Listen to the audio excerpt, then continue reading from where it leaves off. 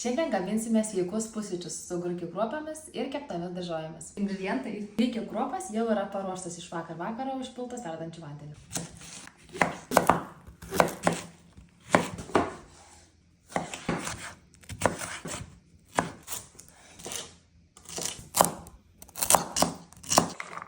Ir žinoma, nepamirškime pievagrybių, jie tobulai dera. Let's go.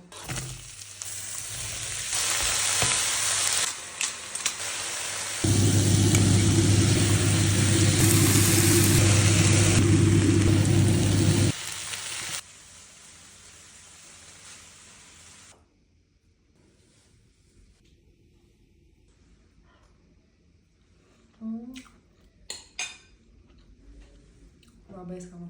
Skanu, greita ir svarbiausia sveika. Pasigaminkit.